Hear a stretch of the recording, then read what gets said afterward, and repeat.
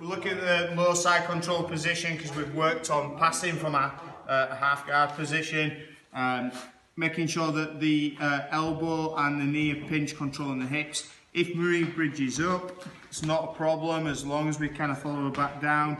The issue is when she creates space. So if she's able to bridge, the arm slips away, she can then shrimp out and start creating a shrimp, which is going to create a guard for her. So as long as there's a knee in place in between me and Marie, she has some form of guard.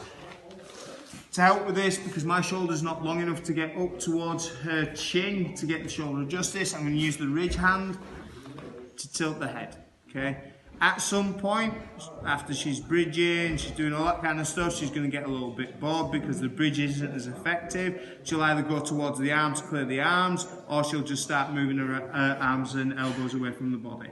Okay, at that point, that's when I slide up to my side control position, mid-side control position. This is my favourite position because this is where a lot of attacks are going to come from. To get really good, strong, and awful for the person underneath side control, I need to distribute all my weight on top, yeah, just by relaxing, yeah, and letting my heart on heart and all the weight kind of distribute across her shoulders and things like that.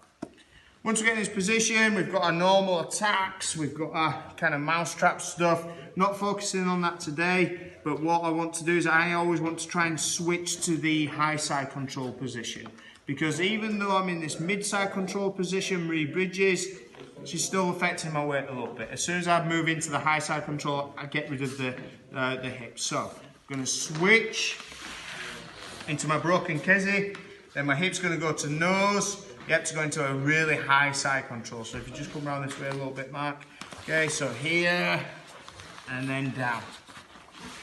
Switch my underhook. Yep, so I've still got control here.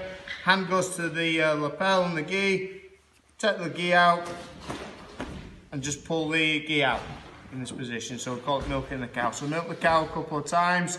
Yep, we go over, we try and find that mid part of the arm, and then hook. And I'm going to take this arm out, switch back to side control, yep, and start climbing the rope a little bit to make everything nice and snug between her arm and her shoulder. Okay. Once we get in this position, this arm's going to slide underneath. Again, I'm going to grip, and just over the wrist is a real good position. Marie tries to roll the wrist out. It can be really difficult to get that arm out in this position. This hand's going to post to knee on belly. Once we go to knee on belly, hand slides into the baseball back choke. Pull everything super tight. Try and get the mid part of the, the bendy part of the wrist over the throat. This knee is going to slice over. Turn, everything tight, and then elbows in. So one elbow comes up, the back elbow comes up, the bottom elbow, top elbow goes here, into the choke.